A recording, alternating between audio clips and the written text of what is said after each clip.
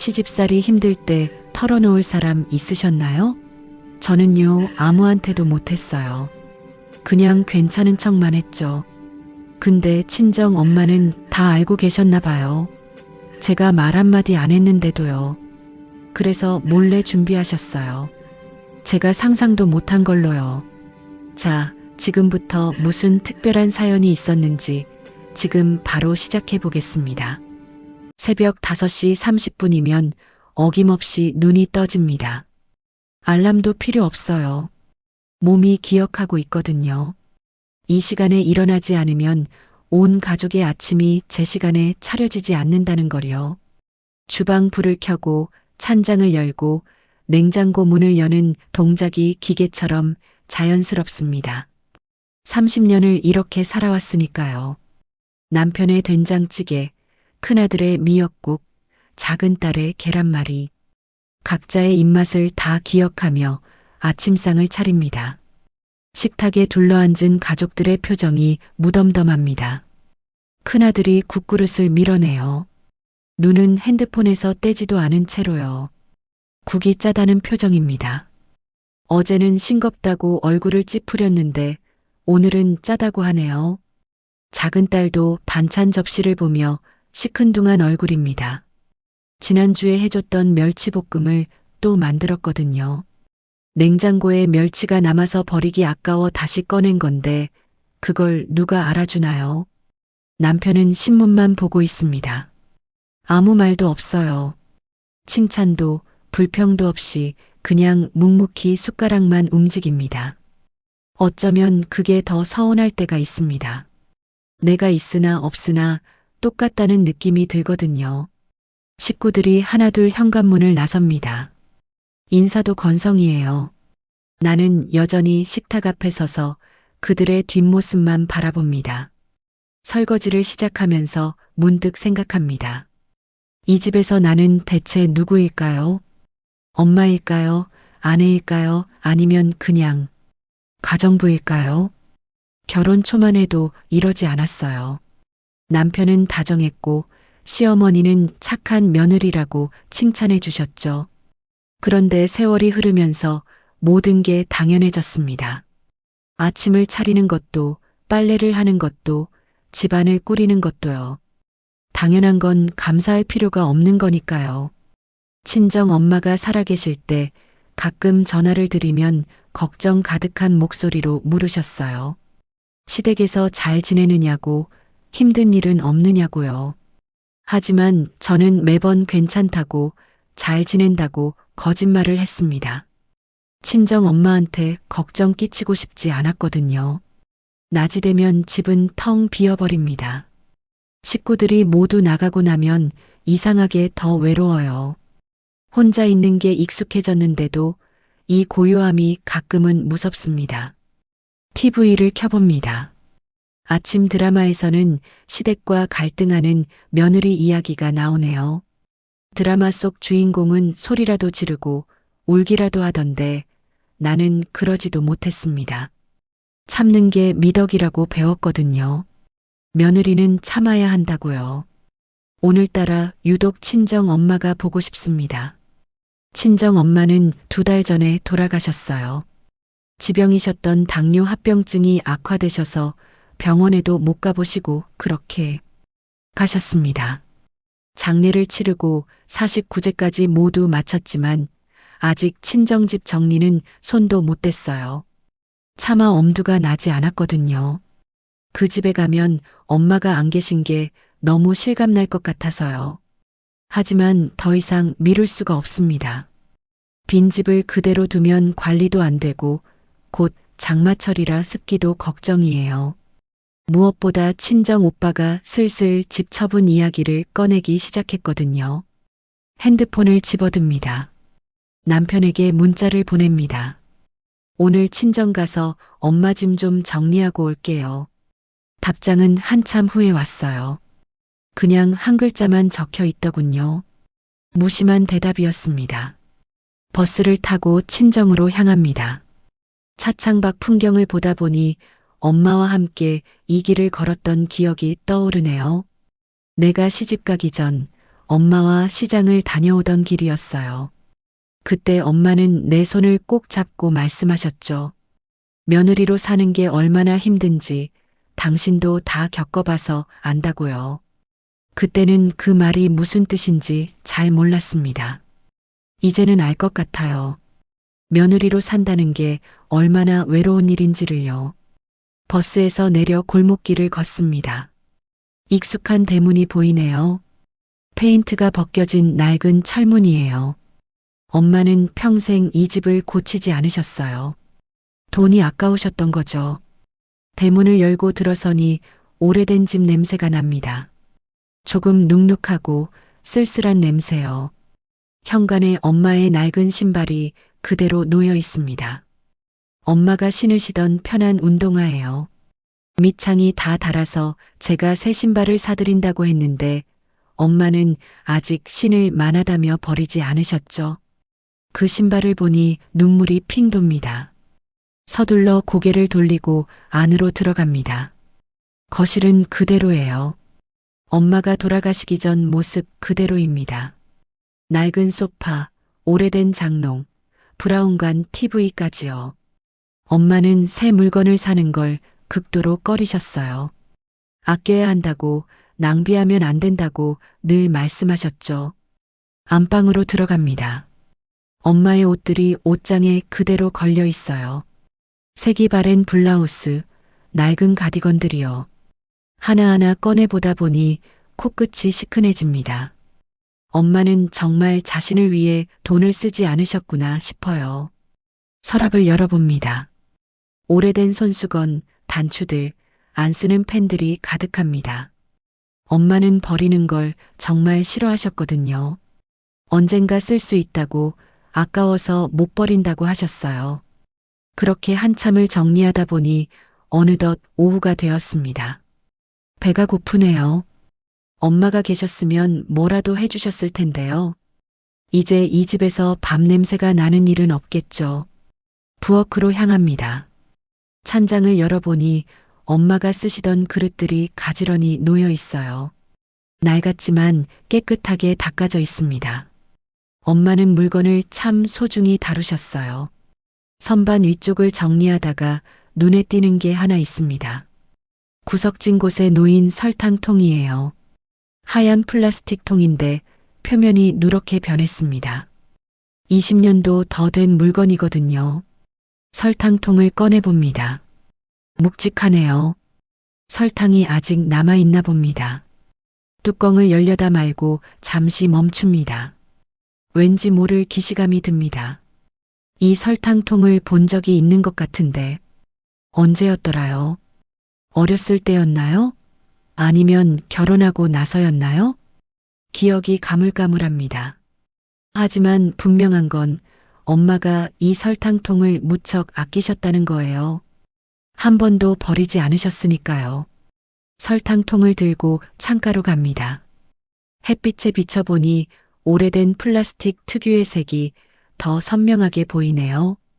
뚜껑을 열어볼까요, 말까요? 순간 바깥에서 바람 소리가 들립니다. 마치 엄마가 뭔가 말씀하시는 것 같은 착각이 들어요. 설탕통을 다시 찬장에 넣습니다. 오늘은 여기까지만 정리하기로 해요. 갑자기 피곤이 몰려오네요. 엄마가 안 계신 이 집에 혼자 있으려니 마음이 무거워집니다. 창밖을 보니 해가 지고 있습니다.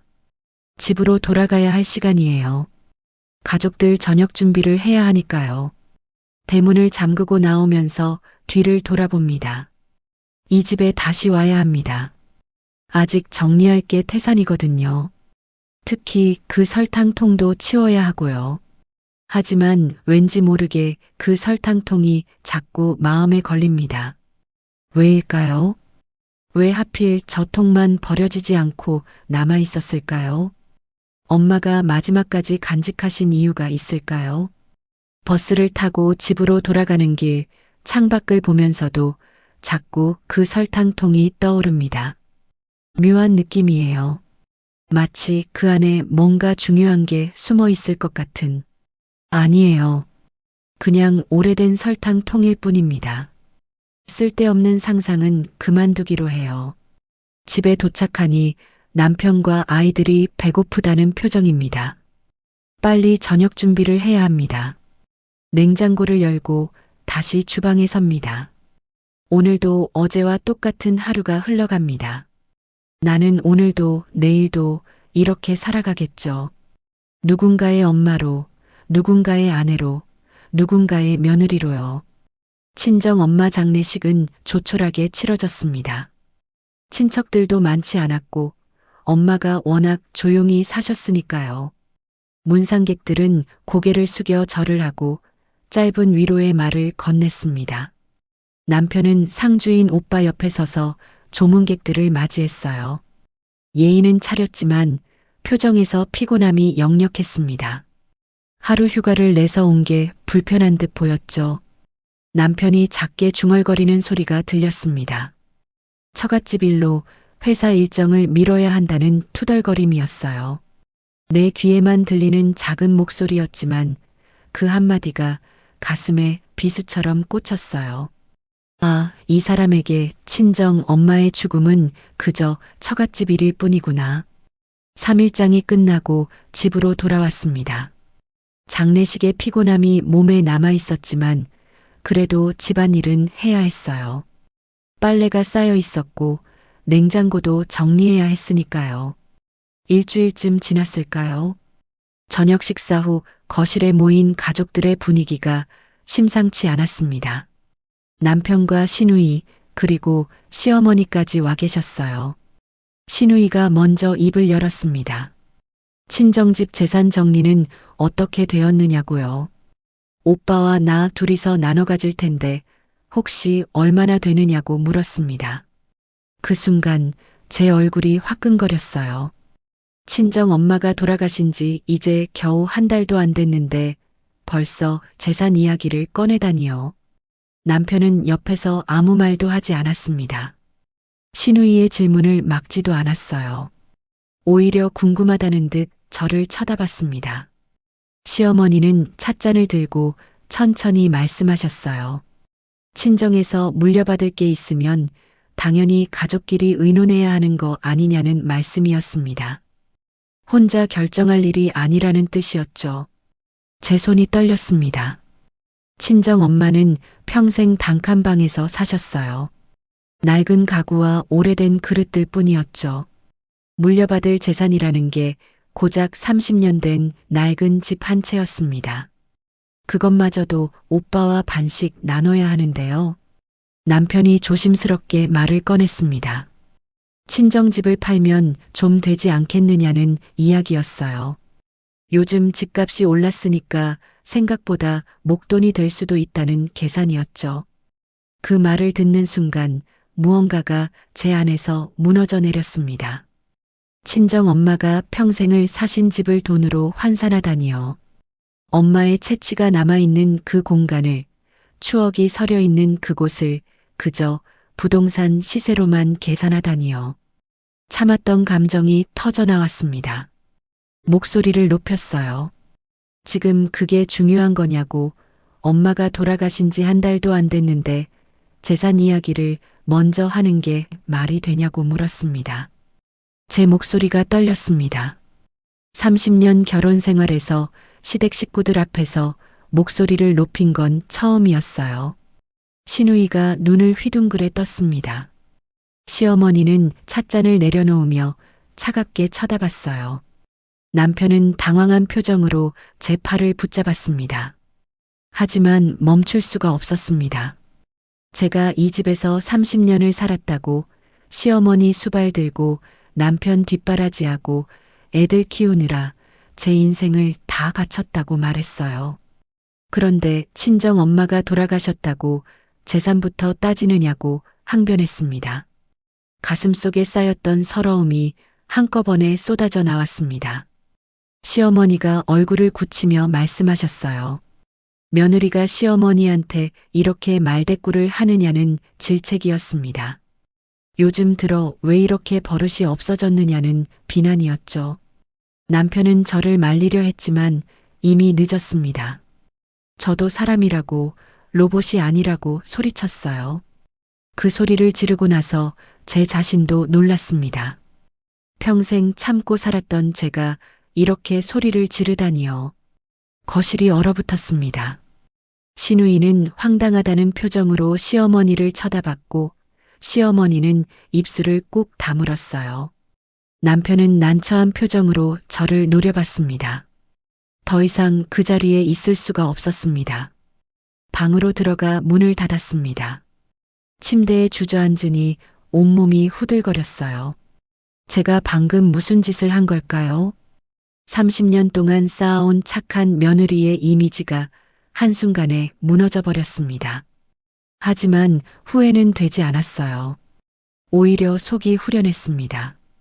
한참을 그렇게 앉아 있다가 문득 친정 엄마가 떠올랐습니다. 엄마라면 뭐라고 하셨을까요? 혼내셨을까요? 아니면 위로해 주셨을까요? 가방을 챙겼습니다. 더 이상 이 집에 있고 싶지 않았어요.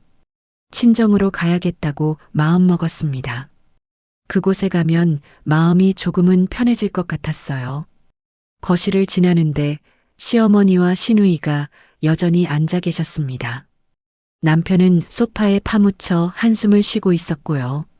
제가 나가는 걸 보면서도 아무도 말리지 않았습니다. 현관문을 열고 나가는 순간 뒤에서 남편의 목소리가 들렸어요. 남편의 말투에는 비난이 섞여 있었습니다. 친정 엄마가 돌아가셨다고 왜 이렇게 예민해졌느냐는 핀잔이었어요. 가족들한테 왜 그렇게 화를 내느냐는 원망이었죠.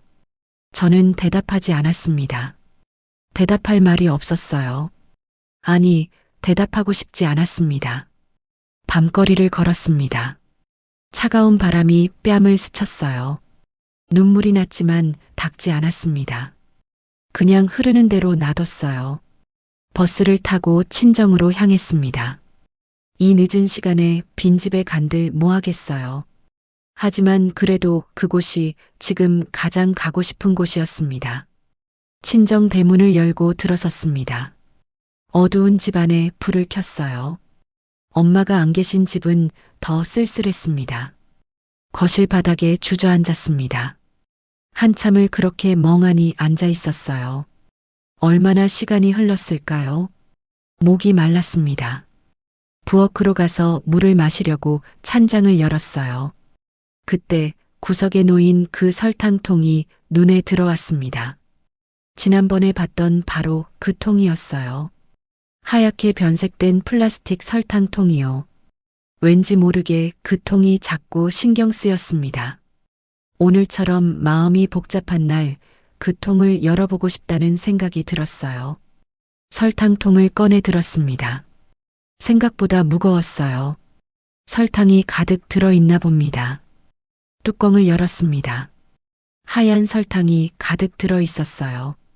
오래돼서 약간 굳어 있었죠. 설탕을 손으로 퍼내기 시작했습니다. 한 움큼, 두 움큼씩이요.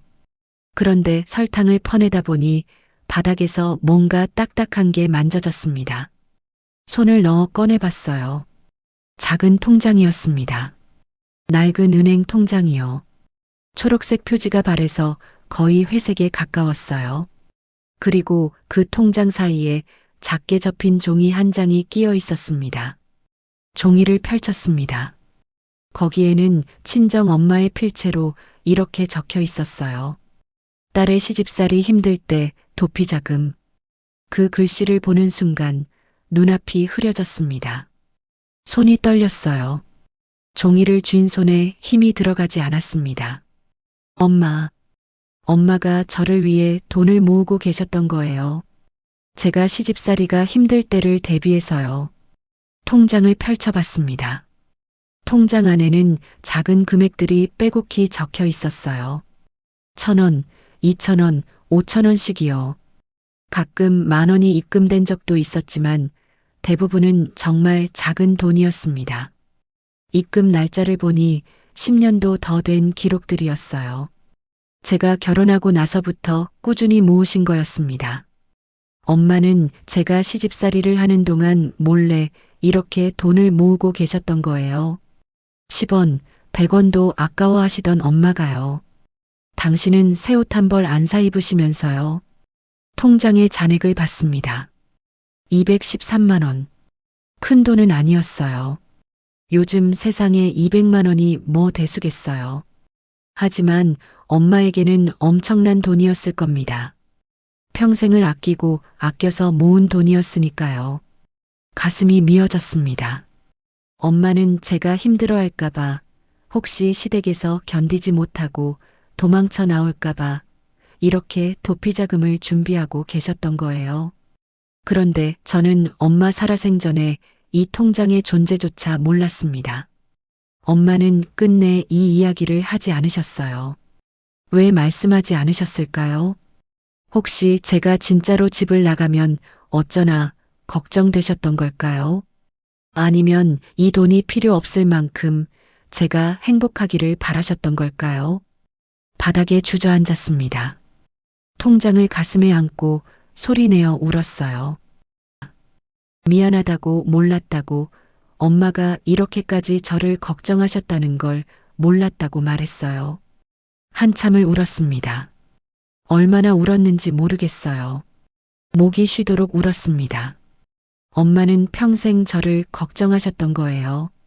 결혼해서 잘 사는 줄 알았던 딸이 사실은 행복하지 않을까봐, 혹시 힘들어서 도망치고 싶어 할까봐, 그래서 이렇게 도피자금을 준비하고 계셨던 거예요. 친정 엄마는 저보다 더 외로우셨을 겁니다. 말 못할 걱정을 혼자 안고 사셨으니까요. 딸에게 걱정 끼치고 싶지 않아서 끝내 이 통장 이야기를 하지 못하셨으니까요. 휴대폰이 울렸습니다. 남편에게서 온 문자였어요. 언제 들어올 거냐는 물음이었습니다. 내일 아침은 어떻게 하느냐는 걱정이었죠. 그 문자를 보는 순간 제 안에서 뭔가가 단단해졌습니다. 이제는 참지 않겠어요. 이제는 제 목소리를 내겠어요. 엄마가 주신 이 용기를 헛되이 하지 않겠어요. 통장을 꼭 쥐었습니다. 그리고 천천히 일어섰어요. 밤새 잠을 이루지 못했습니다. 친정집 거실 바닥에 이불도 없이 그냥 앉아 있었어요. 손에는 계속 그 통장이 쥐어져 있었고요. 창밖으로 새벽빛이 스며들기 시작했습니다. 하얀 빛이 조금씩 어둠을 밀어내고 있었어요. 통장을 다시 펼쳐봤습니다. 밤새 몇 번을 들여다봤는지 모르겠어요. 볼 때마다 눈물이 났지만 그래도 계속 보게 됐습니다. 입출금 내역을 하나하나 천천히 읽어 내려갔어요. 1996년 4월 12일 1,000원 입금. 1996년 4월 25일 500원 입금. 1996년 5월 3일 2,000원 입금.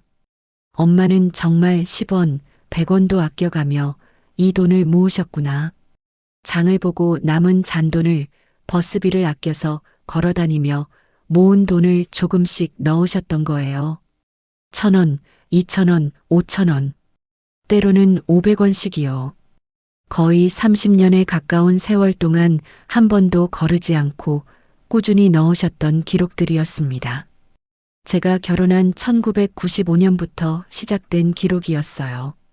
엄마는 제가 시집간 바로 그 해부터 이 돈을 모으기 시작하셨던 겁니다. 가슴이 먹먹해졌습니다. 엄마는 제가 행복하지 않을 거라고 예상하신 걸까요?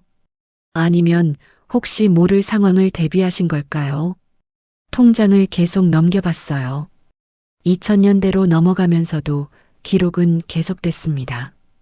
2003년, 2005년, 2010년.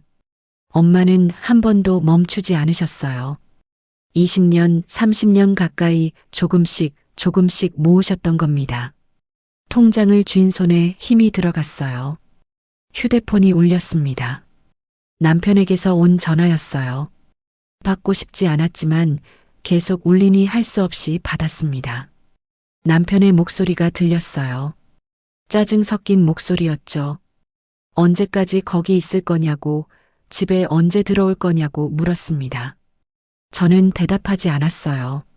뭐라고 말해야 할지 몰랐거든요. 남편이 한숨을 쉬며 말했습니다. 어머니가 화가 많이 나셨다고요. 며느리가 시어머니한테 대들다니 30년 동안 이런 적이 없었는데 어떻게 된 거냐고요. 제 잘못을 인정하라는 소리였습니다. 사과하고 돌아오라는 뜻이었죠. 전화를 끊었습니다. 창밖을 바라봤어요. 해가 완전히 떠올랐습니다. 아침이 밝았네요.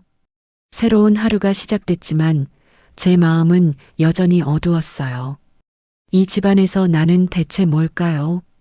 30년을 헌신했는데 결국 이런 취급을 받는 걸까요?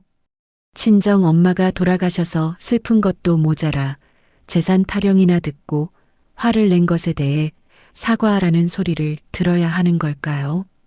통장을 다시 들여다봤습니다. 딸의 시집살이 힘들 때 도피자금. 엄마는 제가 도망칠 수도 있다고 생각하셨던 거예요. 아니, 혹시 모를 상황을 대비해서 준비하셨던 거죠. 그럼 저는 어떻게 해야 할까요? 정말 이 돈을 가지고 집을 나가야 할까요? 아니면 그냥 참고 다시 돌아가야 할까요? 머릿속이 복잡했습니다. 일어나서 부엌으로 갔어요. 물을 마시고 싶었거든요. 컵에 물을 따르다가 창밖을 봤습니다. 엄마가 가꾸시던 작은 화단이 보였어요. 이제 아무도 돌보지 않아 시들어가고 있었습니다. 엄마는 저 꽃들을 참 아끼셨어요. 매일 아침 물을 주시고 정성스럽게 가꾸셨죠. 저는 엄마한테 그랬어요. 꽃 키울 돈으로 맛있는 거 사드시지 왜 꽃을 키우시냐고요. 그러자 엄마는 웃으시며 말씀하셨어요. 꽃을 보면 위로가 된다고요.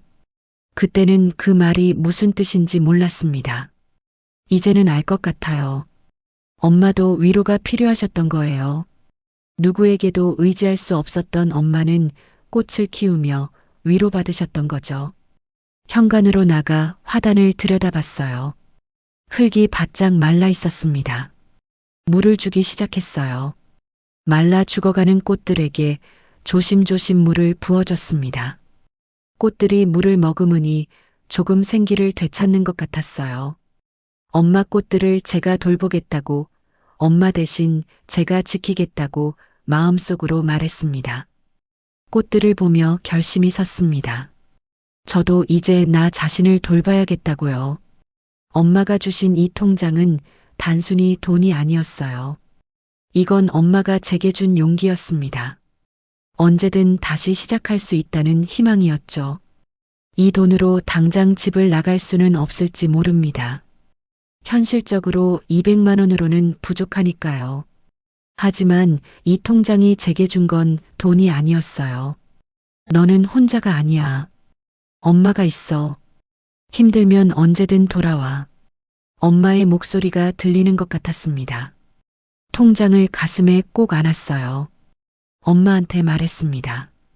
이제 저 달라지겠다고, 더 이상 참기만 하지 않겠다고, 엄마가 주신 이 용기를 헛되이 하지 않겠다고요. 친정집을 나서기 전에 한 번 더 집안을 둘러봤습니다. 엄마의 흔적이 곳곳에 남아 있었어요. 낡은 가구, 오래된 그릇, 바랜 커튼까지요. 이 모든 게 엄마의 삶이었습니다. 자신을 위해서는 한 푼도 쓰지 않으시고 오직 딸을 위해 아끼고 모으셨던 삶이요. 저도 그렇게 살아왔어요. 남편을 위해, 아이들을 위해, 시댁을 위해 제 삶을 다 바쳤죠. 하지만 이제는 달라져야 했습니다. 나를 위한 삶도 살아야 했어요. 엄마가 그걸 가르쳐 주신 거예요. 이 통장을 통해서요. 대문을 잠그고 나왔습니다. 버스 정류장으로 걸어가며 생각했어요. 집에 돌아가면 뭐라고 말해야 할까요? 시어머니한테 사과해야 할까요? 아니에요. 이제는 제 목소리를 내야 합니다. 제 감정을, 제 생각을, 제 아픔을 이야기해야 해요. 그게 엄마가 바라셨던 거라고 믿어요. 버스에 올라탔습니다. 집으로 가는 버스예요. 창밖 풍경이 스쳐 지나갔어요. 익숙한 길이었지만 오늘따라 낯설게 느껴졌습니다. 손에는 여전히 그 통장이 쥐어져 있었어요. 가방 속에 넣었지만 계속 만져지더라고요. 이 작은 통장이 제 인생을 바꿀 수 있을까요? 잘 모르겠어요. 하지만 한 가지는 확실합니다. 이제 저는 예전의 제가 아니라는 거요. 참기만 하던, 고개 숙이기만 하던 그런 사람이 아니라는 거죠. 집이 가까워졌습니다. 심장이 두근거렸어요. 긴장됐습니다. 하지만 두렵지는 않았어요. 엄마가 함께 계신 것 같았거든요. 이 통장을 쥐고 있으면 엄마가 제 손을 잡아주시는 것 같았습니다. 버스에서 내렸어요. 집으로 향하는 골목길을 걸었습니다. 현관문 앞에 섰어요. 손을 들어 비밀번호를 누르려는데 잠시 멈칫했습니다.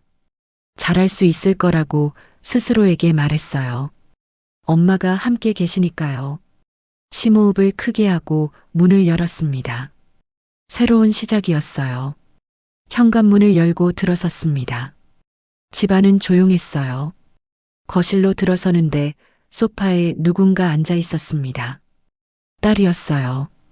큰딸이요. 시집간 지 5년 된 큰딸이었습니다. 딸은 고개를 들어 저를 봤어요. 눈이 빨갛게 부어 있었습니다. 울었나 봐요. 딸의 목소리가 떨렸습니다. 어디 갔었냐고 걱정했다고 하는 표정이었어요. 저는 현관에 그대로 서 있었어요. 뭐라고 말해야 할지 몰랐거든요. 딸이 일어나 제게로 다가왔습니다. 그리고 제 손을 잡았어요. 따뜻한 손이었습니다. 거실 소파에 나란히 앉았습니다. 한동안 아무 말도 없었어요. 딸이 먼저 입을 열었습니다. 조심스러운 말투였어요. 그저께 제가 시어머니한테 소리를 지르고 나간 일을 알고 있다는 듯 했죠. 아마 남편이나 오빠한테 들었겠죠. 제가 미안하다고 말했습니다. 딸에게 걱정을 끼치게 만들어서요. 하지만 딸은 고개를 저었습니다. 딸의 눈에서 눈물이 흘렀어요. 딸이 말을 이어갔습니다. 사실은 알고 있었다고요. 엄마가 이 집에서 얼마나 힘들게 지내는지, 할머니와 아버지가 엄마를 얼마나 당연하게 여기는지 다 알고 있었다고 했어요. 어렸을 때부터 봐왔다고 했습니다. 엄마가 아무리 애써도 아무도 고맙다는 말 한마디 안 하는 것을, 오히려 조금만 잘못되면 바로 뭐라고 하는 것을 다 봤다고요. 딸의 목소리가 떨렸습니다. 엄마는 맨날 미안하다고만 하고 괜찮다고만 하는데 그게 얼마나 마음 아픈지 모른다고 했어요. 처음 듣는 말이었어요. 딸이 이렇게까지 생각하고 있었다는 걸 몰랐거든요. 딸이 제 손을 잡았습니다. 힘들면 힘들다고 말해도 된다고, 엄마도 사람인데 왜 맨날 참기만 하냐고 하는 표정이었어요. 그 말을 듣자 눈물이 터져 나왔어요. 아이 앞에서 울면 안 되는데 참을 수가 없었습니다. 미안하다고, 엄마가 좋은 엄마가 못 돼서 미안하다고 말했어요. 딸이 제 손을 더 세게 쥐었습니다. 아니라고, 엄마는 좋은 엄마라고, 너무 좋은 엄마라서 문제라고 했어요. 다들 엄마한테 기대기만 한다고요. 한참을 그렇게 울었습니다. 딸과 나란히 앉아서요. 진정이 좀 되고 나서 저는 가방에서 그 통장을 꺼냈어요. 딸에게 보여주고 싶었거든요. 외할머니가 남기신 이 통장을요. 딸이 통장을 받아들었습니다. 이게 뭐냐고 묻는 눈빛이었어요. 외할머니가 남기신 거라고, 엄마를 위해 모아두신 돈이라고 설명했습니다. 딸이 통장을 펼쳐봤어요. 그리고 그 사이에 끼워진 메모지를 발견했습니다. 딸이 메모지를 읽었어요. 딸의 시집살이 힘들 때 도피자금. 딸의 손이 떨렸습니다. 외할머니가 이걸 모아두셨다는 사실에 충격을 받은 듯 했어요. 통장 내역을 하나하나 읽어내려가던 딸이 갑자기 울음을 터뜨렸습니다. 2,000원, 500원씩 이렇게 조금씩 모으셨다는 사실이에요. 딸이 통장을 쥔 손에 힘이 들어갔어요. 외할머니는 당신 본인한테 쓰는 돈은 늘 아끼셨으면서 엄마한테 주려고. 이렇게 한 푼 두 푼 돈을 모아두셨다는 게 어떤 의미인지 깨달은 거겠죠. 한참을 울던 딸이 고개를 들었습니다.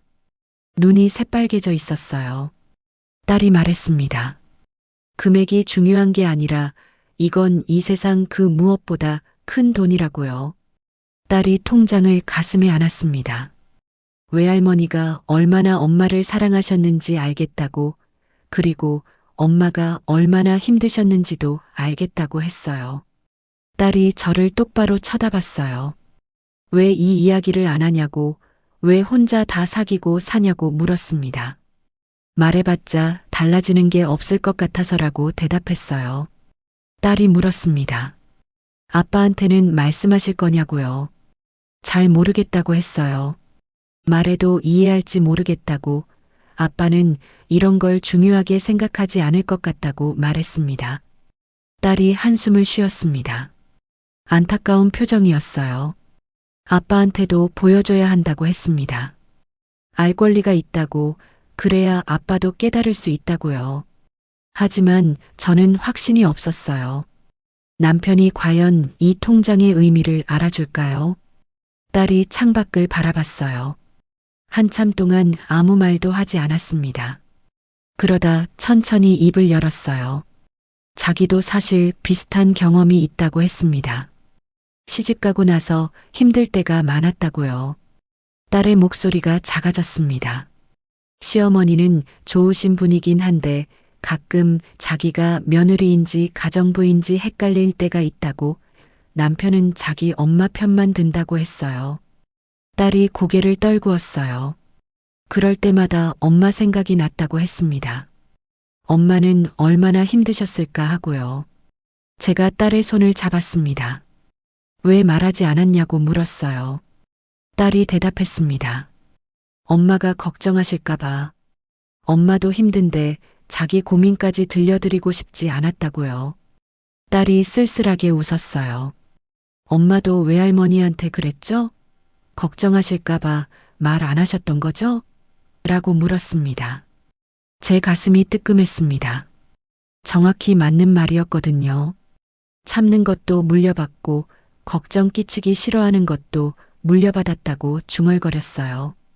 딸이 제 어깨에 머리를 기댔어요. 이제 그만 참자고 했습니다. 외할머니가 이 통장을 남기신 이유가 뭘까 하고 물었어요. 엄마가 행복하게 살았으면 하셨던 거 아닐까요? 힘들면 도망쳐도 괜찮다고 엄마 편에는 외할머니가 있다고 말씀하시고 싶으셨던 거 아닐까요? 라고 말했습니다. 딸의 말이 제 가슴에 와닿았어요. 맞아요. 엄마는 제가 행복하기를 바라셨을 거예요. 억지로 참고 살지 않기를 바라셨겠죠. 딸이 저를 안아줬어요. 꼭 안아줬습니다. 이제 엄마 하고 싶은 대로 하라고, 자기가 엄마 편이라고 하는 느낌이 전해졌어요. 그 순간 눈물이 또 터져 나왔어요. 평생을 혼자라고 생각했는데 곁에 내 편이 있었던 거예요. 한참을 그렇게 안고 울었습니다. 딸이 물었어요. 이 돈으로 뭐 하고 싶냐고요. 외할머니가 남겨주신 이 돈으로 엄마는 뭐가 하고 싶냐고 물었습니다. 갑작스러운 질문에 당황했어요. 하고 싶은 게 뭔지 생각해 본 적이 없었거든요. 잘 모르겠다고 했어요. 딸이 다시 물었습니다. 엄마가 젊었을 때 꿈이 뭐였냐고요. 까마득한 옛날 이야기였어요. 결혼하기 전 25살 때의 저요. 꽃집을 하고 싶었다고 대답했습니다. 작은 꽃집 말이에요. 제 입에서 나온 말에 저 스스로도 놀랐어요. 까먹고 있었던 꿈이었거든요. 딸이 되묻더군요. 꽃집이냐고요. 꽃을 좋아했다고, 예쁜 꽃들 사이에서 일하고 싶었다고 말했습니다. 딸이 말했습니다. 그럼 하시면 된다고요. 이 나이에 무슨 꽃집이냐고 했더니 딸이 반박했어요. 왜 안 되냐는 표정이었죠. 딸이 제 손을 잡았습니다. 아직 늦지 않았다고 했어요. 60대 초반이면 뭐든 할 수 있다고요. 딸의 눈이 반짝였어요. 이 돈으로 작은 꽃집 차리는 거 알아보자고 했습니다. 외할머니도 그걸 바라셨을 거라고요. 통장을 다시 들여다봤어요. 213만 원. 크지는 않지만 작은 꽃집을 시작하기에는 충분할 수도 있겠어요. 진짜 할 수 있을까 하고 물었습니다. 딸이 고개를 끄덕였어요. 할 수 있다고, 자기가 도와드릴 거라고 했습니다. 엄마가 꽃집 하시는 거 보고 싶다고 했어요. 예쁜 앞치마 두르고 꽃다발 만드시는 모습을 보고 싶다고요. 그 상상을 하니 가슴이 두근거렸습니다. 정말 가능할까요? 평생 남편과 아이들 뒷바라지만 하던 제가 이제 와서 제 꿈을 이룰 수 있을까요? 하지만 아빠가 반대하실 텐데 하고 말했더니 딸이 단호하게 대답했어요. 아빠 설득은 자기가 할 거라고요. 오빠와 동생한테도 자기가 말할 거라고요. 엄마는 그냥 엄마가 하고 싶은 것만 생각하면 된다고, 나머지는 자기가 다 알아서 할 테니까 걱정하지 말라고 했습니다. 딸의 말에 힘이 실려 있었어요. 문득 이런 생각이 들었습니다. 내 딸이 이렇게 든든한 사람이었구나. 언제 이렇게 컸을까요? 고맙다고 말했어요. 딸이 대답했습니다. 뭐가 고맙냐고요? 엄마가 평생 자기들 위해 사셨잖냐고. 이제는 자기가 엄마 위해 뭔가 해드릴 차례라고요. 딸이 제 등을 토닥여줬어요. 그 손길이 참 따뜻했습니다. 평생 제가 아이들 등을 토닥여줬는데 이제는 딸이 제 등을 토닥여주네요. 세월이 정말 많이 흐른 것 같았어요. 딸이 차를 끓여왔어요. 따뜻한 차 2잔을요. 나란히 앉아 차를 마셨습니다. 한참 동안 아무 말도 하지 않았어요. 하지만 불편하지 않았습니다. 편안한 침묵이었거든요. 딸이 조심스럽게 물었어요. 외할머니는 평생 어떻게 사셨냐고요. 외할머니도 엄마처럼 힘드셨을 것 같다고 했습니다.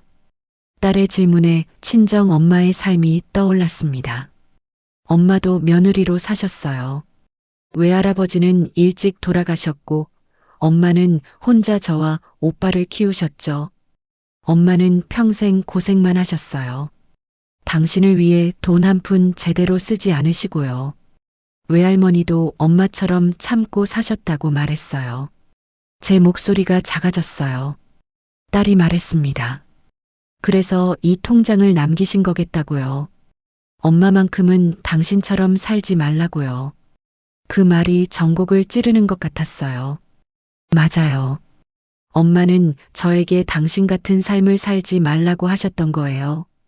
힘들면 도망쳐도 된다고, 참지 말라고, 나를 위해 살라고 말씀하신 거죠. 딸이 통장을 쓰다듬었어요. 외할머니 정말 대단하시다고 했습니다. 이렇게 조금씩 모으시면서 얼마나 엄마 걱정하셨을까 하고요. 딸의 눈에 눈물이 맺혔습니다. 자기도 나중에 이런 엄마가 되고 싶다고 했어요. 딸을 이렇게까지 사랑하는 엄마요. 제가 딸의 손을 잡았어요. 넌 이미 좋은 엄마라고, 오늘 나한테 온 것만 봐도 안다고 말했습니다. 딸이 웃었습니다. 눈물 섞인 웃음이었어요. 창밖을 보니 해가 지고 있었습니다. 벌써 저녁 시간이 다 됐네요. 저녁 준비를 해야 한다고 중얼거렸더니 딸이 일어서며 말했습니다. 오늘은 자기가 할 거라고요. 엄마는 좀 쉬라고, 많이 힘드셨잖냐고요. 딸이 부엌으로 향했어요. 냉장고를 열고 뭔가를 꺼내는 소리가 들렸습니다. 저는 소파에 그대로 앉아 있었어요. 통장을 손에 쥔 채로요. 오늘 딸을 만난 게 참 다행이었어요. 혼자였다면 어떻게 됐을까요? 아마 또다시 모든 걸 혼자 사귀고 아무렇지 않은 척 했겠죠. 하지만 이제는 달라요. 제 편이 생겼으니까요. 그리고 이 통장을 통해 엄마가 늘 제 곁에 계시다는 것도 알았으니까요. 통장을 가슴에 안았습니다. 엄마의 온기가 느껴지는 것 같았어요. 딸이 돌아간 지 이틀이 지났습니다. 통장은 여전히 제 가방 안에 있었어요. 꺼내 볼 때마다 새로운 궁금증이 생겼습니다. 엄마는 어떤 마음으로 돈을 넣으셨을까요? 어떤 날들이 엄마를 가장 절박하게 만들었을까요? 집안 정리를 하다가 오래된 가족 앨범을 발견했습니다. 먼지가 수북이 쌓여 있었어요. 한참 들여다보지 않았던 앨범이었죠. 앨범을 펼쳤습니다. 결혼 초 사진들이 나왔어요.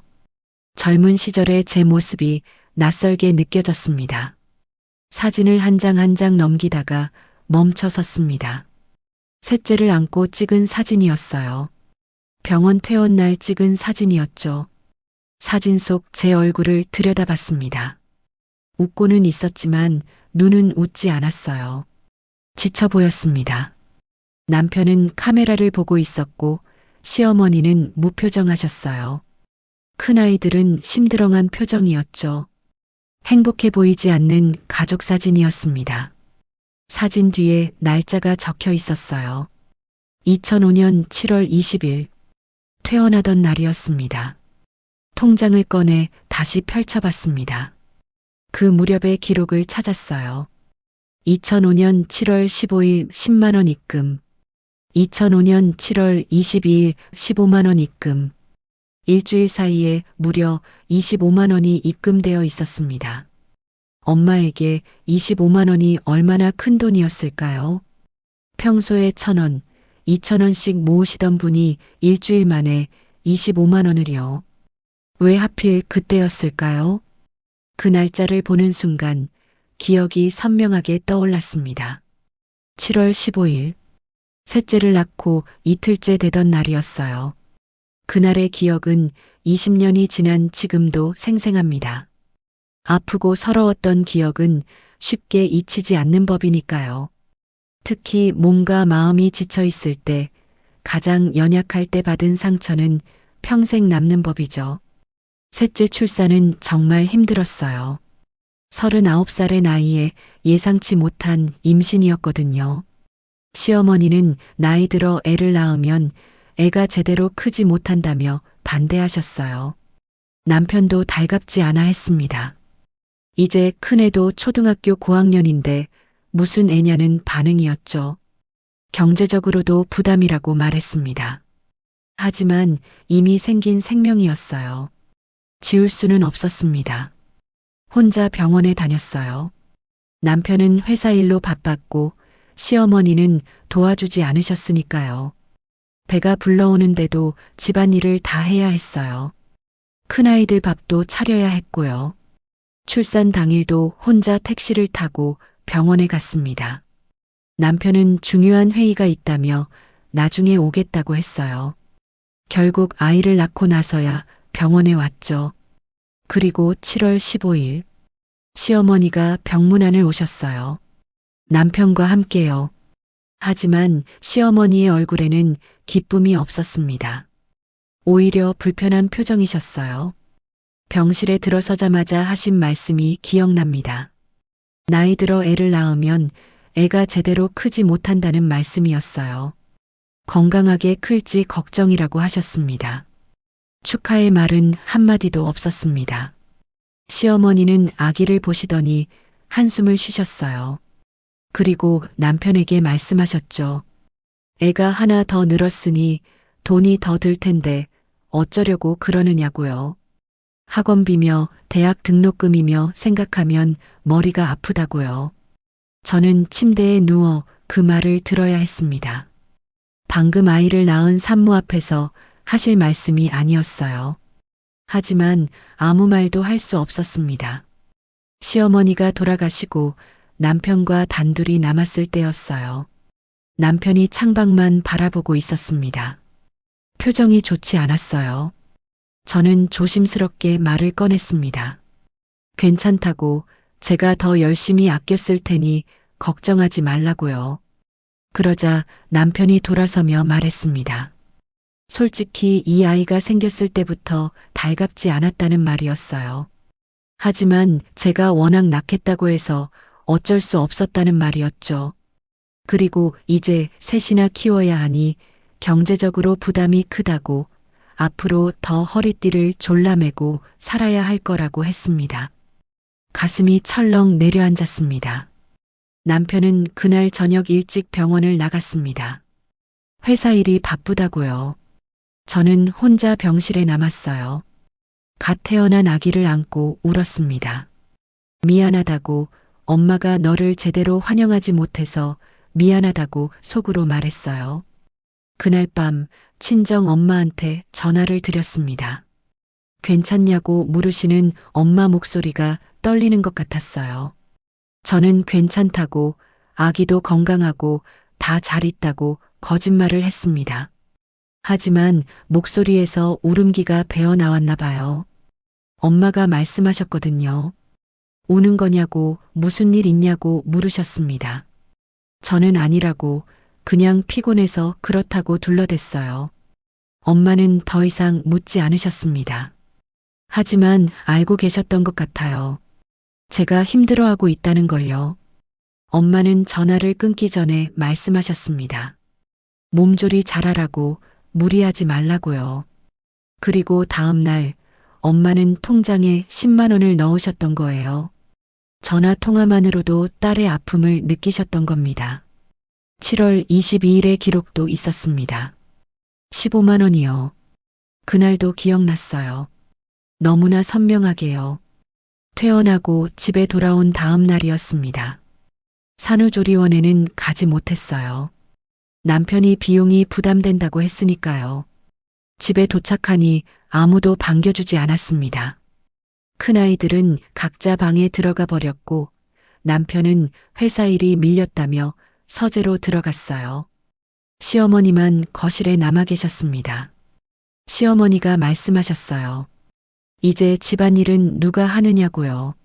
며칠 동안 집이 엉망이 됐다고 하셨습니다. 저는 방금 출산하고 퇴원한 산모였어요. 몸은 천근만근이었고 회음부 봉합 상처는 아팠습니다. 하지만 시어머니는 그런 걸 신경 쓰지 않으셨어요.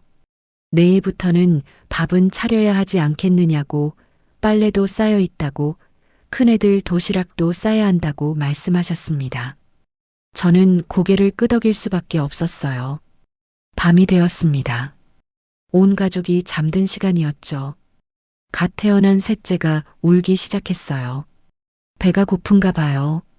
수유를 하면서 조용히 울었습니다. 소리 내지 않고요. 이 아이를 낳은 게 정말 잘한 일일까요? 아무도 반기지 않는 아이를 세상에 불러낸 게 맞는 걸까요? 새벽 2시가 넘었을 때였어요. 더 이상 참을 수가 없었습니다. 조용히 거실로 나왔습니다. 그리고 친정 엄마한테 전화를 걸었어요. 전화벨이 여러 번 울렸습니다. 이 늦은 시간에 전화를 받으실까 걱정했는데 엄마가 받으셨어요. 엄마의 목소리가 놀라 계셨어요. 새벽에 웬 전화냐고, 무슨 일이냐고 물으셨습니다. 저는 울음을 참으며 말했습니다. 괜찮다고, 그냥 목소리가 듣고 싶어서 전화했다고요. 하지만 엄마는 아셨을 거예요. 제가 울고 있다는 걸요. 제 목소리가 떨리고 있다는 걸요. 엄마가 물으셨습니다. 집에는 잘 들어왔냐고, 몸은 괜찮으냐고, 시어머니는 도와주시냐고요. 저는 거짓말을 했어요.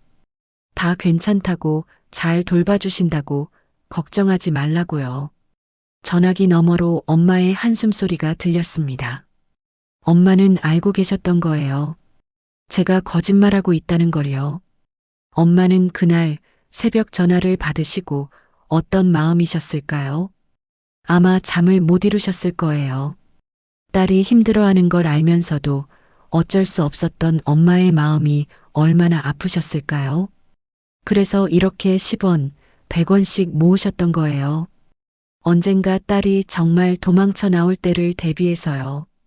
그리고 다음 날 엄마는 15만 원을 넣으셨던 겁니다. 통장을 꼭 쥐었습니다. 엄마는 멀리서도 제 아픔을 느끼고 계셨던 거예요. 직접 와서 안아줄 수는 없었지만 이렇게 돈을 넣는 것으로 제게 힘을 주시려고 하셨던 겁니다. 딸아, 엄마가 여기 있어. 내가 정말 견딜 수 없으면 이 돈 가지고 나와. 엄마한테 와. 그런 메시지를 보내고 계셨던 거예요. 가슴이 미어졌습니다. 이제 알겠습니다. 왜 엄마가 이 통장 이야기를 하지 않으셨는지요. 만약 살아생전에 말씀하셨다면 저는 어떻게 했을까요? 아마 울면서 거절했을 거예요. 엄마가 힘들게 모은 돈을 받을 수 없다고요. 그래서 엄마는 말씀하지 않으셨던 겁니다. 대신 조용히 모으시고 설탕통에 숨겨두셨던 거예요. 딸이 정말 필요할 때 찾을 수 있도록요. 이제 저는 이 진실을 알았습니다. 엄마가 얼마나 저를 사랑하셨는지, 얼마나 저를 걱정하셨는지 알게 됐어요. 그리고 엄마가 제가 행복하기를 바라셨다는 것도요. 남편한테 이 이야기를 해야 할까요? 엄마가 왜 이 돈을 모으셨는지, 제가 그동안 얼마나 힘들었는지 말해야 할까요? 고민이 됐습니다. 하지만 한 가지는 확실했어요. 이제 저는 더 이상 예전처럼 살 수 없다는 거요. 엄마의 사랑을 알았으니 그 사랑을 헛되이 할 수 없었습니다. 통장을 꼭 쥐었습니다. 남편한테 보여줘야겠다고 생각했어요. 이 통장을 보여주고 엄마의 마음을 전하고 제 마음도 솔직하게 이야기해야겠다고요. 더 이상 참고만 살 수는 없었습니다. 엄마가 주신 이 용기를 가지고 제 목소리를 내야 했어요. 오늘 저녁 남편이 퇴근하면 이야기하기로 마음먹었습니다. 두려웠지만 피할 수 없는 대화였어요. 엄마, 저 용기 내볼게요. 엄마가 제 곁에 계신다고 믿으면서요. 저녁 준비를 시작했습니다. 오늘은 남편이 좋아하는 메뉴로 차렸어요. 된장찌개와 고등어구이, 그리고 시금치나물이요. 손이 떨렸습니다. 오늘 저녁 남편한테 통장을 보여주기로 마음먹었거든요.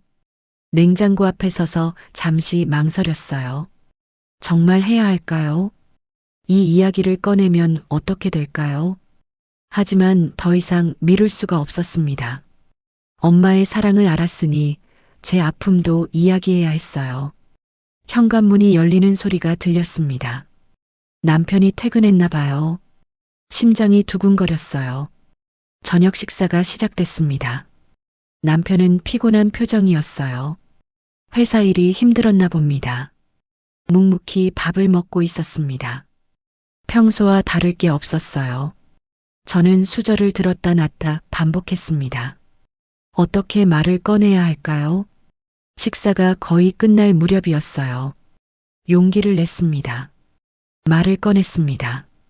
보여줄 게 있다고 친정 엄마가 남기신 거라고요. 남편이 고개를 들었어요. 무슨 소리냐는 표정이었습니다. 가방에서 통장을 꺼냈습니다. 손이 떨렸어요. 통장을 남편 앞에 놓았습니다. 그리고 설명했어요. 친정 엄마가 설탕통에 숨겨두셨던 거라고, 저를 위해 모아두신 돈이라고요. 남편이 통장을 집어들었습니다. 무심한 얼굴로 펼쳐봤어요. 메모지를 꺼내 보여줬습니다. 딸의 시집살이 힘들 때 도피자금이라고 적힌 메모지요. 남편이 메모지를 읽었어요. 눈썹이 찌푸려졌습니다. 저는 설명을 이어갔습니다. 엄마가 30년 가까이 조금씩 모으신 돈이라고, 제가 힘들 때마다 더 많이 넣으셨다고요. 남편은 아무 말도 하지 않았습니다. 그냥 통장만 들여다보고 있었어요. 그 침묵이 무서웠습니다. 남편이 드디어 입을 열었어요. 목소리가 차가웠습니다. 이게 얼마나 되냐고 물었습니다. 액수가 얼마냐고요. 213만 원이라고 대답했어요. 남편이 통장을 탁 소리가 나게 식탁에 내려놨습니다. 그리고 말했어요. 겨우 200만 원이냐고요. 30년 가까이 모아서 200만 원밖에 안 되냐고요. 그 말에 가슴이 철렁 내려앉았습니다. 남편이 계속 말했습니다. 요즘 세상에 200만 원으로 뭘 하겠냐고, 한 달 생활비도 안 되는 돈이라고요. 저는 떨리는 목소리로 말했어요. 금액이 중요한 게 아니라고, 엄마의 마음이 중요한 거라고요. 남편이 코웃음을 쳤습니다. 그리고 말했어요. 이게 도피자금이라고 웃기는 소리 하지 말라고요. 이 돈 가지고 어디로 도망간다는 거냐고. 한 달도 못 버틸 돈이라고요. 제 손이 떨렸습니다. 남편이 말을 이었어요. 장모님이 너무 예민하셨던 거 아니냐고. 며느리가 좀 힘든 건 당연한 건데 그걸 가지고 도피자금을 준비하다니 과하다고요. 귀를 의심했습니다. 지금 남편이 뭐라고 한 거죠? 엄마가 예민하셨다고요. 과하다고요. 목소리를 높였습니다. 그게 무슨 말이냐고. 엄마가 왜 이 돈을 모으셨는지 아냐고 물었어요. 남편이 한숨을 쉬었습니다. 짜증 섞인 한숨이었어요. 그리고 말했습니다. 시집살이가 힘든 건 다 똑같다고. 어느 집 며느리가 안 힘드냐고. 그걸 가지고 유난을 떠는 거 아니냐고요. 제가 반박했습니다. 유난이 아니라고.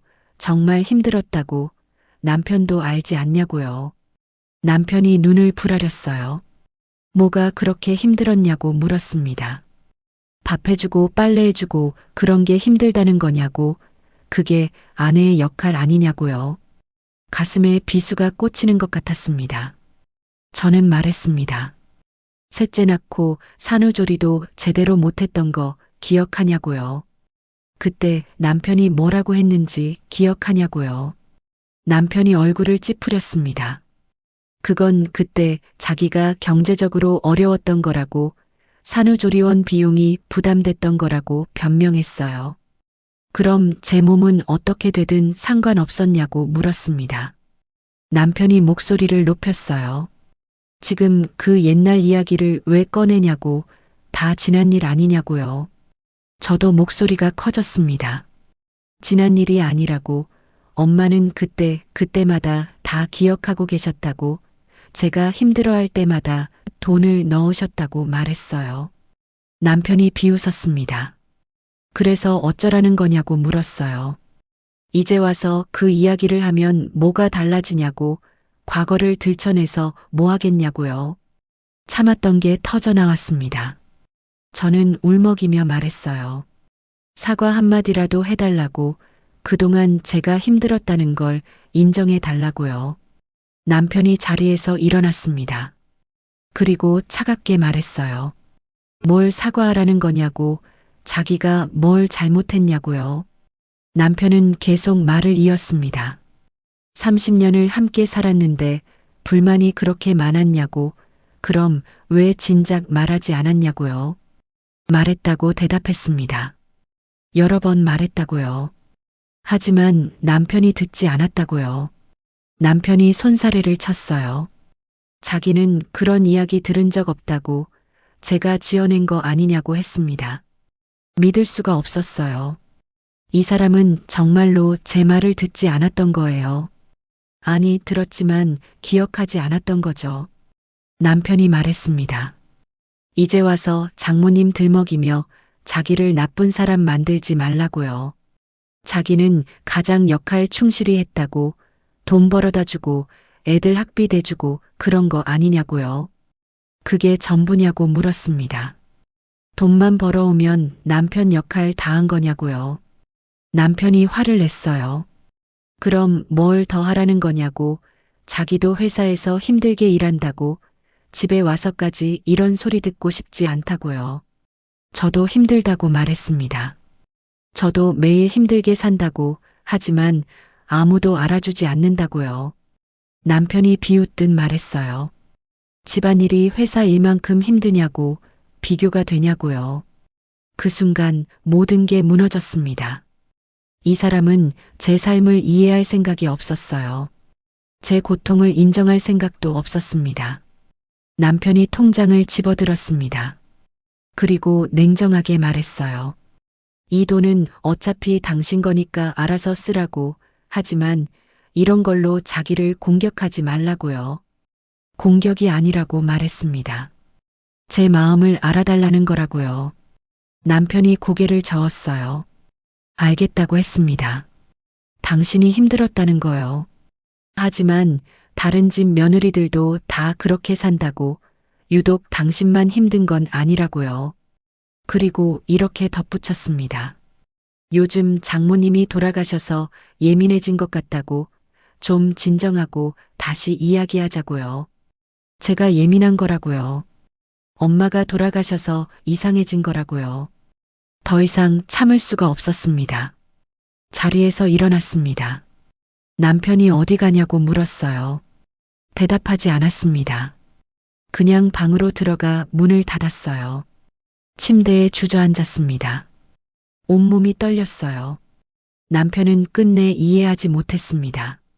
엄마의 마음도 제 마음도요. 통장 속 금액만 봤을 뿐 그 안에 담긴 사랑은 보지 못했어요. 제 삶의 고통도 인정하지 않았습니다. 그냥 당연한 거라고, 다 그렇게 사는 거라고 말했죠.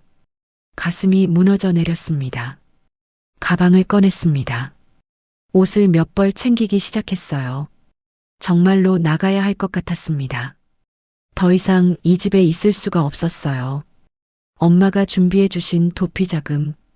이제야 그 의미를 정확히 알겠어요. 엄마는 이런 순간을 대비하셨던 거예요. 남편이 이해하지 못할 때, 더 이상 견딜 수 없을 때를 말이죠. 통장을 가방에 넣었습니다. 213만 원. 많은 돈은 아니지만 새로운 시작을 할 수는 있을 거예요. 친정집으로 가야겠다고 생각했습니다. 당분간 그곳에서 지내야 할 것 같았어요. 방문 밖에서 남편의 기척이 느껴졌습니다. 문을 두드리지는 않았어요. 그냥 복도에 서 있는 것 같았습니다. 뭔가 말을 하려다가 멈추는 소리가 들렸어요. 하지만 끝내 문은 열리지 않았습니다. 남편은 그냥 돌아갔어요. 결국 이렇게 끝나는 거군요. 30년 결혼 생활이 이렇게 무너지는 거예요. 눈물이 났습니다. 하지만 이번에는 슬픈 눈물이 아니었어요. 분노의 눈물이었습니다. 왜 제 아픔을 인정하지 않는 걸까요? 왜 제 말을 들으려 하지 않는 걸까요? 돈을 벌어오는 게 전부가 아니잖아요. 가족은 서로를 이해하고 위로해야 하는 거 아닌가요? 창밖을 봤습니다. 밤이 깊었어요. 오늘 밤 나갈까 아니면 내일 아침에 나갈까 고민했습니다. 가방은 이미 다 쌌어요. 언제든 나갈 수 있었습니다. 침대에 앉아 통장을 꺼내봤어요. 엄마, 제가 지금 잘하고 있는 걸까요? 엄마가 원하신 게 이런 걸까요? 잘 모르겠어요. 하지만 한 가지는 확실합니다. 더 이상 참고만 살 수는 없다는 거예요. 남편이 제 마음을 이해하지 못한다면 제가 먼저 떠나야 했습니다. 엄마가 준비해 주신 이 돈으로 새로운 시작을 해야 했어요. 통장을 꼭 쥐었습니다. 엄마라고 불렀습니다. 저 용기 낼게요. 엄마가 주신 이 힘으로 다시 시작할게요. 가방을 들었습니다. 내일 아침동이 트면 이 집을 나서기로 했어요. 30년을 살았던 집을요. 하지만 이제는 더 이상 제 집이 아닌 것 같았습니다. 밤은 깊어만 갔습니다. 새벽이 밝아왔습니다. 잠은 한숨도 못 잤어요.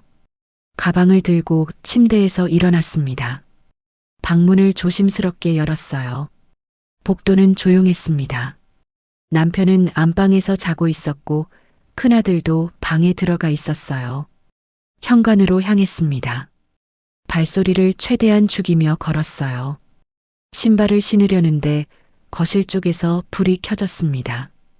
깜짝 놀라 돌아봤어요. 작은 딸이었습니다.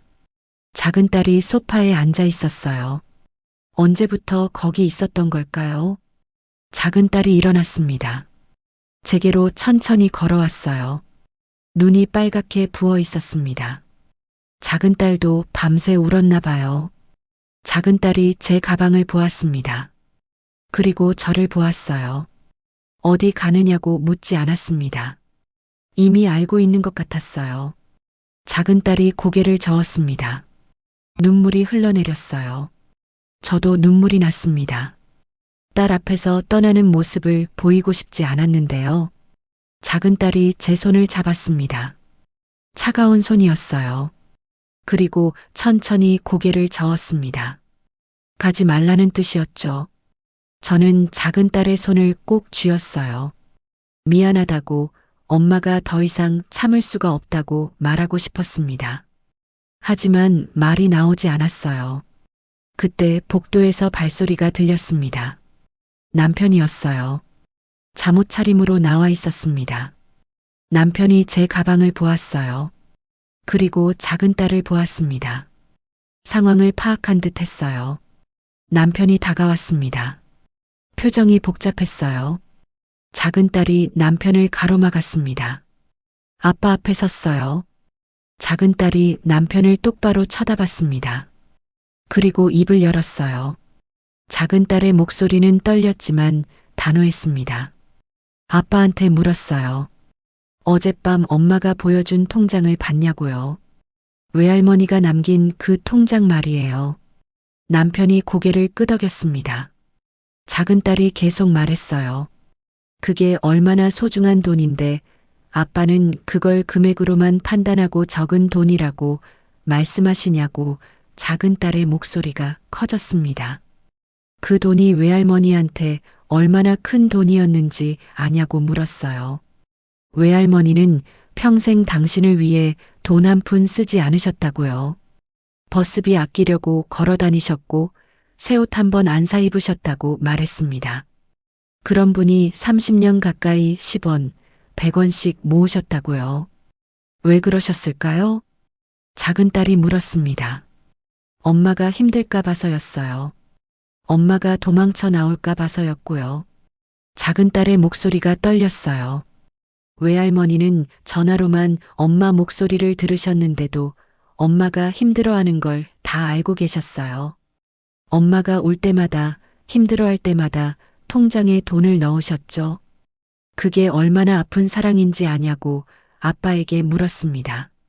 남편이 아무 말도 하지 못했습니다. 작은 딸이 계속 말했어요.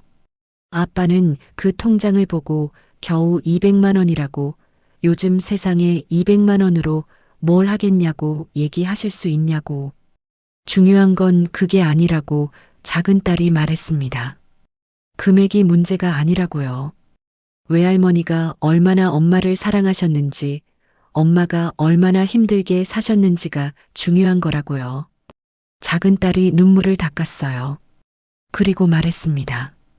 자기도 안다고요. 엄마가 이 집에서 얼마나 힘들게 사셨는지요. 어렸을 때부터 다 봤다고 했어요. 엄마가 새벽같이 일어나서 밥 차리는 것도, 아무도 고맙다고 안 하는 것도, 아프면서도 참는 것도 다 봤어요. 그런데 아빠는 그걸 당연하게 여겼다고요. 남편의 얼굴이 굳어졌습니다. 작은 딸이 울먹였습니다. 엄마는 로봇이 아니라고 말했어요. 사람이라고요. 밥만 해주는 기계가 아니라 아픔도 느끼고 슬픔도 느끼는 사람이라고요.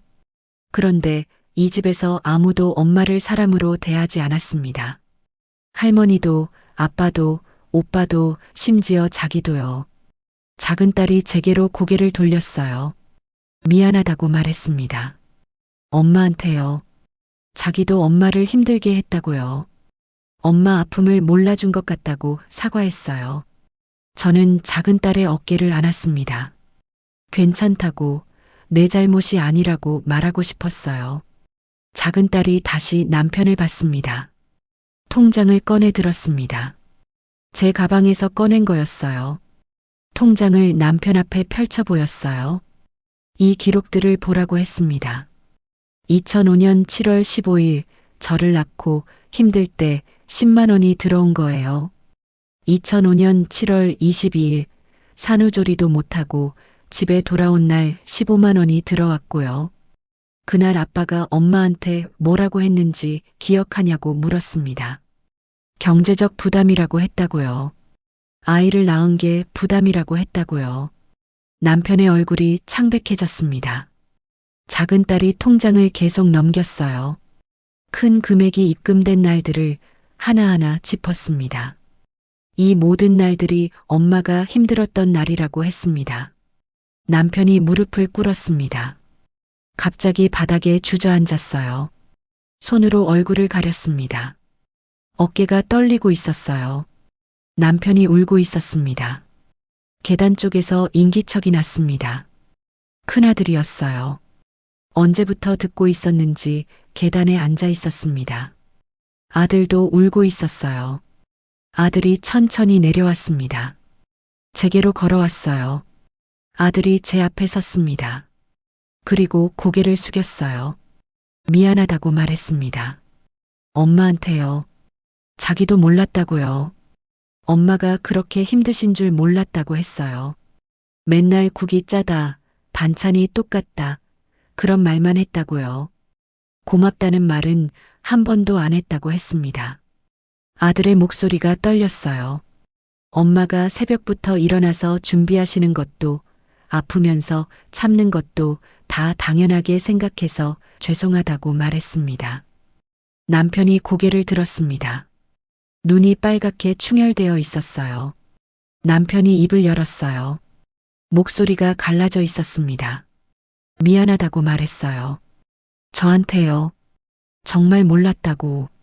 아니, 알면서도 외면했다고 했습니다. 당신이 힘들어하는 걸 봤다고요.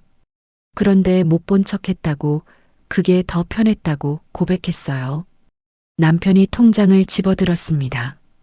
이 통장을 보고도 거기 적혀진 숫자만 봤지 장모님의 마음은 보지 못했다고요. 당신의 아픔도 외면했다고 했습니다. 남편이 울먹였어요. 30년 동안 당신의 희생을 당연하게 여겼다고 용서해 달라고 말했습니다. 저는 그 자리에 서 있었어요. 눈물만 흘렀습니다. 작은 딸이 제 가방을 열었습니다. 그리고 안에서 뭔가를 꺼냈어요. 친정집에서 가져온 설탕통이었습니다. 제가 가방에 넣어왔던 거예요. 작은 딸이 설탕통을 제게 건넸습니다. 저는 설탕통을 받아 안았어요. 엄마의 채취가 남아있는 것 같았습니다. 엄마, 보고 계세요? 작은 딸이 엄마를 위해 목소리를 내주고 있어요. 남편도 아들도 깨닫고 있어요. 하지만 이제 엄마는 안 계세요. 설탕통을 안고 소리내어 울었습니다. 30년 동안 참았던 서름이 터져나왔어요. 인정받지 못했던 며느리의 한이, 엄마의 외로움이, 아내의 슬픔이 모두 쏟아져 나왔습니다. 남편이 다가왔습니다. 제 앞에 무릎을 꿇었어요. 그리고 제 손을 잡았습니다. 떨리는 손으로요. 용서해달라고 또 말했어요. 이제부터 달라지겠다고요. 당신을 제대로 대하겠다고, 당신의 아픔을 외면하지 않겠다고 약속했습니다. 작은 딸과 아들도 제 곁으로 왔어요. 가족들이 저를 둘러쌌습니다. 모두 울고 있었어요. 저도 울었습니다. 한참을 울었어요. 엄마가 남겨주신 통장 때문에, 엄마의 사랑 때문에 이 모든 게 가능했습니다. 엄마가 제게 준 건 돈이 아니었어요. 용기였습니다. 제 목소리를 낼 수 있는 용기였죠. 그리고 가족들이 깨달을 수 있는 기회였습니다. 창밖이 밝아오고 있었습니다. 긴 밤이 지나가고 있었어요. 저는 가방을 내려놓았습니다. 더 이상 떠나지 않기로 했어요. 남편과 아이들이 변할 수 있다고, 아니 변하겠다고 약속했으니까요. 하지만 예전으로 돌아가는 건 아니었습니다. 새로운 시작이었어요. 제가 제 목소리를 내는, 제가 제 삶을 사는 그런 새로운 시작이요. 설탕통을 꼭 안았습니다. 엄마한테 말했습니다. 고맙다고요. 엄마가 주신 용기로 제가 해냈다고요. 이제 저 당당하게 살게요. 엄마처럼 참기만 하지 않고 제 행복도 찾으면서 살게요. 설탕통 안에서 엄마의 목소리가 들리는 것 같았습니다. 잘했어, 딸아. 이제 내 인생을 살아. 해가 떠올랐습니다. 새로운 날이 밝았어요. 그날 이후 집안 분위기가 달라졌습니다. 아침 준비를 혼자 하지 않게 됐어요. 남편이 함께 일어나서 도와주기 시작했습니다. 처음에는 서툴렀어요. 계란 프라이도 제대로 못 뒤집었죠. 하지만 노력하는 모습이 보였습니다. 큰아들도 일찍 일어나 식탁을 닦았어요. 작은 딸은 주말마다 청소를 도왔습니다. 변화는 천천히 왔지만 확실했습니다. 무엇보다 달라진 건 말이었어요. 고맙다는 말, 오늘 아침 맛있었다는 말, 엄마 많이 피곤하시죠 하는 말들을 듣게 됐습니다. 30년 만에 처음 듣는 말들이었어요. 한 달쯤 지났을까요? 남편이 은행에 같이 가자고 했습니다. 무슨 일이냐고 물었더니 가보면 안다고 했어요. 은행에 도착했습니다. 남편이 창구로 저를 안내했어요. 그리고 말했습니다. 통장을 하나 만들자고요. 제 명의로요. 제 이름으로만 된 통장이요. 남편이 매달 일정 금액을 넣어줄 거라고 했습니다. 제가 자유롭게 쓸 수 있는 돈이라고요. 가족 생활비 말고 오롯이 제 것이라고 했어요. 당황했습니다. 결혼하고 30년 동안 제 명의 통장은 없었거든요. 모든 돈이 남편 통장으로 들어왔고 생활비만 받았었었죠. 남편이 말했어요. 장모님이 당신을 위해 모아주신 돈처럼 이제 자기가 당신을 위해 모아주고 싶다고요. 통장이 만들어졌습니다. 표지가 깨끗했어요. 엄마가 남겨주신 낡은 통장과는 달랐죠. 하지만 의미는 비슷했습니다.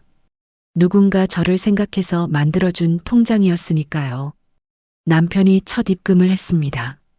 50만 원이었어요. 앞으로 매달 넣어주겠다고 약속했습니다. 제가 하고 싶은 것에 쓰라고, 가족 생각하지 말고 오롯이 나를 위해 쓰라고 했어요. 고맙다고 말했습니다. 남편이 고개를 저었어요. 고마운 건 자기라고 30년 동안 희생만 시켜서 미안하다고 했습니다.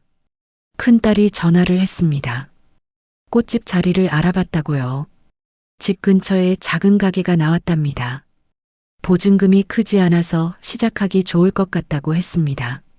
같이 보러 가자고 했어요. 망설여졌습니다. 정말 할 수 있을까요? 이 나이에 꽃집을요. 하지만 큰딸이 말했어요. 할 수 있다고, 엄마라면 잘하실 거라고요. 친정 엄마가 남겨주신 통장을 꺼내봤습니다. 213만 원이 그대로 있었어요. 엄마, 이 돈으로 제 꿈을 이뤄도 될까요? 엄마가 대답하시는 것 같았어요. 그래, 딸아. 그러라고 모은 돈이야. 큰딸과 함께 가게를 보러 갔습니다. 작은 가게였어요. 하지만 햇빛이 잘 들었습니다. 꽃을 키우기 좋은 곳이었죠. 창문으로 보이는 풍경도 좋았어요. 사람들이 많이 지나다니는 골목이었습니다. 마음에 들었습니다. 큰딸이 물었어요. 어떠냐고요? 좋다고 대답했습니다. 여기서 시작해보고 싶다고요.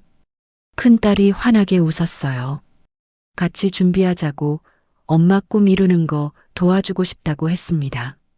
계약을 했습니다. 친정 엄마가 남겨주신 돈으로 보증금을 냈어요. 통장 잔액이 줄어들었지만 마음은 가벼웠습니다. 엄마의 돈이 제 꿈의 씨앗이 되는 거였으니까요. 한 달 동안 준비했습니다. 가게를 정리하고 꽃을 들여놓고 진열대를 만들었어요. 가족들이 모두 도왔습니다. 남편은 주말마다 와서 무거운 것을 옮겨줬어요. 큰아들은 인테리어를 도왔고 작은 딸은 꽃 공부를 함께 했습니다. 꽃집 이름을 정해야 했어요. 뭐가 좋을까 고민하다가 큰딸이 제안했습니다. 엄마의 정원은 어떠냐고요? 마음에 들었습니다. 엄마의 정원. 친정 엄마를 생각하며 만든 곳이니까요. 간판이 달렸습니다. 예쁜 글씨로 엄마의 정원이라고 적혀 있었어요. 친정 엄마가 보셨으면 좋겠다고 생각했습니다. 개업하는 날이었습니다. 떨렸어요. 손님이 올까요? 꽃을 사갈까요?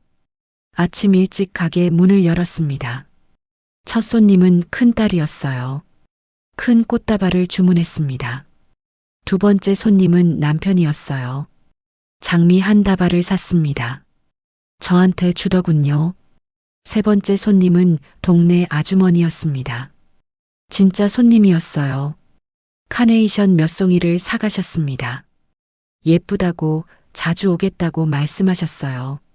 가슴이 벅찼습니다. 제가 해냈어요. 제 가게를 연 거예요. 매일 아침 가게에 갔습니다. 꽃에 물을 주고 시든 꽃잎을 정리하고 꽃다발을 만들었어요. 손님이 많지는 않았지만 조금씩 늘어갔습니다. 꽃을 만지는 시간이 행복했어요. 예쁜 색깔들 사이에 있으니 마음이 편안해졌습니다. 손님들과 이야기하는 것도 좋았어요. 어떤 꽃을 좋아하는지, 누구한테 선물할 건지 들으며 꽃다발을 만들었죠. 집에 돌아가면 피곤했지만 뿌듯했습니다. 내가 일한 거니까요. 누군가를 위해서가 아니라 나를 위해서요. 남편이 물었어요. 힘들지 않냐고요. 힘들다고 대답했습니다. 하지만 행복하다고 덧붙였어요. 이건 내가 선택한 힘듦이니까요. 꽃집 한쪽에 작은 선반을 만들었습니다. 거기에 친정 엄마 사진을 놓았어요. 젊은 시절 엄마 사진이었습니다. 그리고 그 옆에 설탕통을 놓았습니다. 엄마가 통장을 숨겨두셨던 바로 그 통이요. 이제 설탕통에는 꽃씨가 들어 있었습니다. 손님들이 물어봤어요. 저게 뭐냐고요? 엄마가 남겨주신 거라고 대답했습니다. 제가 이 가게를 시작할 수 있게 해주신 분이라고요. 엄마 사진을 볼 때마다 말했어요. 엄마, 제가 해냈어요. 엄마가 바라셨던 것처럼 제 인생을 살고 있어요. 엄마가 미소 짓는 것 같았습니다. 저녁이면 여전히 집에 가서 밥을 했습니다. 하지만 예전과는 달랐어요. 이제는 작은 딸도 큰아들도 도왔습니다. 남편도 설거지를 했어요. 식사 시간이 즐거워졌습니다. 서로 오늘 있었던 일을 이야기했어요. 제 이야기도 들어줬습니다. 가게에 어떤 손님이 왔는지, 어떤 꽃다발을 만들었는지요. 가족들이 관심을 가져줬어요. 엄마 오늘 장사 잘 됐냐고, 피곤하시면 제가 설거지할게요. 내일은 좀 일찍 들어오세요 하는 말들이 일상이 됐습니다. 예전에는 상상도 못했던 일이었죠. 친정 엄마가 남겨주신 통장과 남편이 만들어준 통장을 나란히 놓고 봤습니다. 하나는 낡고 바랬어요. 하나는 깨끗하고 새 것이었죠. 하지만 둘 다 소중했습니다. 엄마의 통장은 제게 용기를 줬어요. 제 목소리를 낼 수 있게 해줬죠. 남편의 통장은 새로운 시작을 약속했습니다. 앞으로는 달라지겠다는 약속이었어요. 두 통장 모두 사랑이었습니다. 다른 형태의 사랑이었지만 둘 다 저를 위한 것이었죠. 감사했습니다. 엄마한테도 남편한테도요. 주말에는 친정집에 갔습니다. 엄마가 가꾸시던 화단을 돌봤어요. 꽃집을 하면서 꽃 키우는 법을 더 잘 알게 됐거든요. 시들었던 꽃들이 다시 살아났습니다. 새로운 꽃도 심었어요. 화단을 보며 엄마를 생각했습니다. 엄마도 이 꽃들을 보며 위로받으셨겠죠. 힘든 삶 속에서 작은 행복을 찾으셨던 거예요. 이제 저도 알아요. 작은 것에서 행복을 찾는 법을요. 예쁜 꽃 한 송이, 따뜻한 햇살, 손님의 미소, 가족의 관심. 그런 작은 것들이 모여 행복이 되는 거더라고요. 엄마, 이제 저 행복해요. 가을이 왔습니다. 꽃집을 연 지 6개월이 지났어요. 장사는 그럭저럭 됐습니다. 크게 벌지는 못했지만 적자는 아니었어요. 무엇보다 제가 행복했습니다. 아침에 눈 뜨면 가게에 가고 싶었어요.